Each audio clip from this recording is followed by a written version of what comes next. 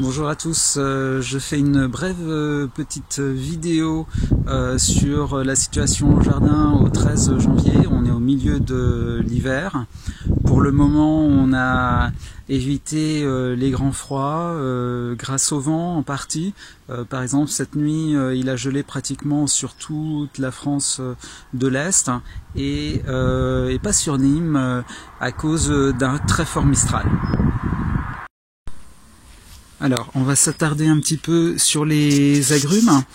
On a eu des gelées assez fortes au début du mois de décembre et un mois après, on voit effectivement que le bout des feuilles, les feuilles qui ont poussé donc au mois de septembre-octobre, qui étaient très fragiles, sont mortes et risquent de périr.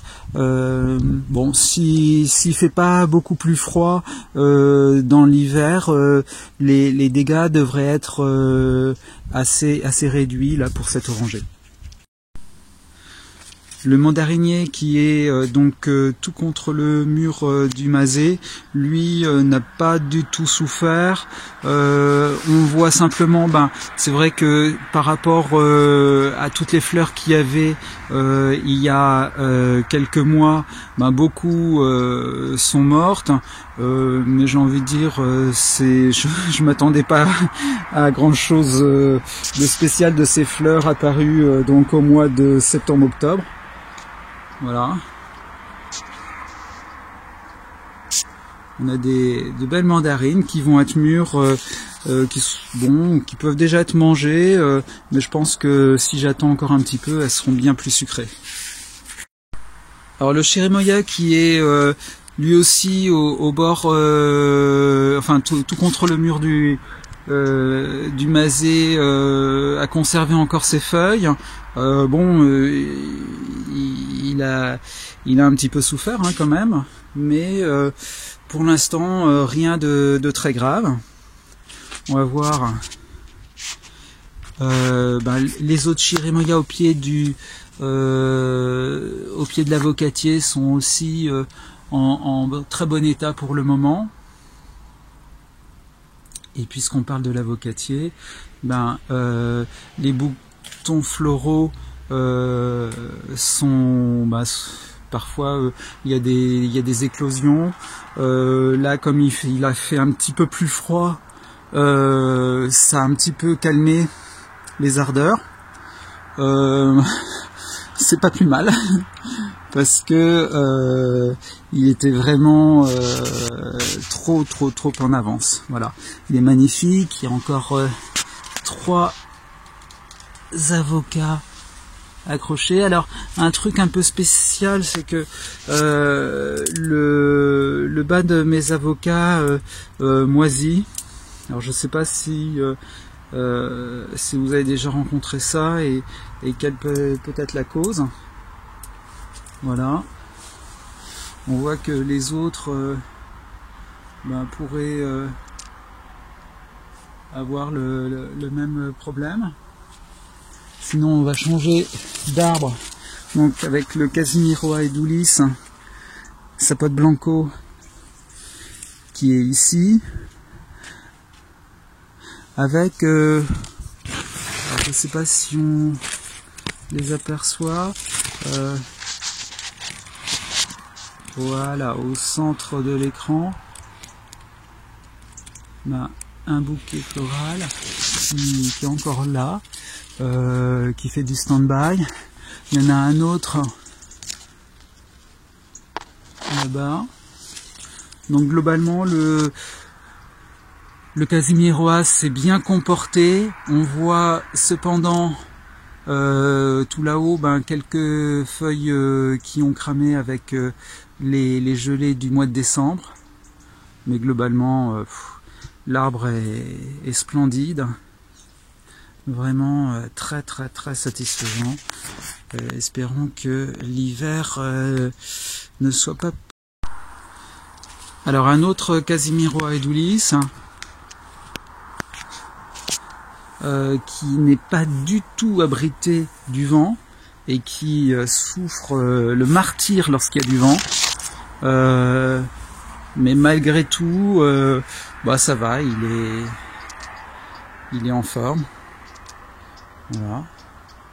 Alors, au pied du Casimiro Aedulis, il y a un avocatier, un semis. C'est pas moi qui l'ai planté. Je pense que ça doit être du As, parce qu'on voit que les feuilles ont déjà souffert du gel, alors qu'il n'a pas dû geler dans cette partie du jardin très fortement. Voilà, on voit à côté les physalis qui ont gelé superficiellement. Voilà, on va s'approcher du tamarillo. Alors tamarillo où les fruits sont tous tombés sauf un. Voilà. Le tamarillo qui est vraiment moche, non pas à cause du froid, mais essentiellement à cause du vent, qui a été très très très violent ces derniers jours, et qui a vraiment bien abîmé cet arbre originaire de Colombie. Alors le citronnier qu'on a là est assez beau. Alors j'avais vu des fleurs, oui, ici il y a des fleurs. Voilà. Et puis quelques fruits. Alors les fruits, moi je mange pas trop de citron, mais j'en donne pas mal. Voilà. C'est un citronnier meilleur. Et vraiment, il souffre pas des conditions que je lui propose. Un autre Casimiro Aedulis. Alors beaucoup plus petit, mais qui se plaît. Alors là, c'était un passiflore, donc Passiflora incarnata. Il a la partie aérienne à geler. Il repoussera donc vers la fin du mois d'avril. Dans le coin, donc il y a un Casimiro Aedulis, et puis ici un jeune bananier. Voilà, d'Adjao, c'est un rejet du bananier qu'il y avait au bureau. Voilà un goyavier fraise. Alors goyavier fraise ne souffre pour le moment pas du tout comme les agrumes qui sont ici sur cette planche. Là on a un linquat, un goyavier fraise, ici la poire du commandeur, encore un goyavier, un kumquat, un goyavier. Là, un mandarinier avec des toutes petites mandarines, mais qui sont pas si vilaines. Voilà, qu'on mérite d'exister. Un avocatier qui fait grise mine. Je pense que il a atteint le calcaire et la roche-mère, et ça lui plaît pas du tout. Là, on a un pomelo Star Ruby ou Redbury, je ne me rappelle plus, un goyavier, un mandarinier, voilà. Alors derrière ces arbres, il y a un jeune Casimiro Aedulis, un goyavier et des avocatiers. Voilà, j'ai semé aussi ici des agrumes de Jean-Baptiste. Là ici, alors normalement l'étiquette, normalement ils étaient bien étiquetés. Mince. Bon, faudrait que je regarde la facture. Alors de temps à autre, on voit dans le jardin quelques fleurs. Le vent très violent. Ce figuier a conservé, c'est un figuier donc Verdal Patrice m'a donné au mois d'octobre, et il a conservé une feuille. Voilà, il est bien téméraire.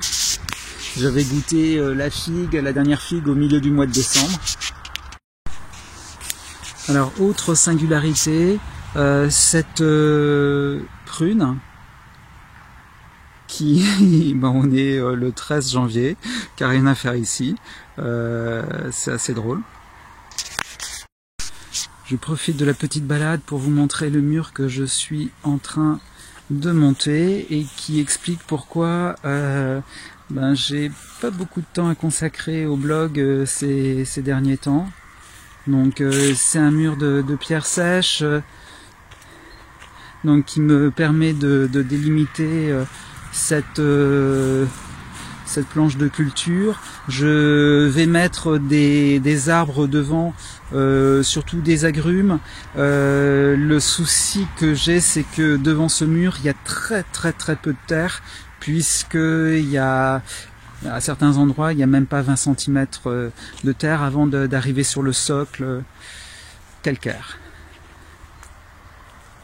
Voilà. Alors j'ai fait comme là le mur est assez haut, j'ai fait quelques petits bancs qui vont servir également de contrefort.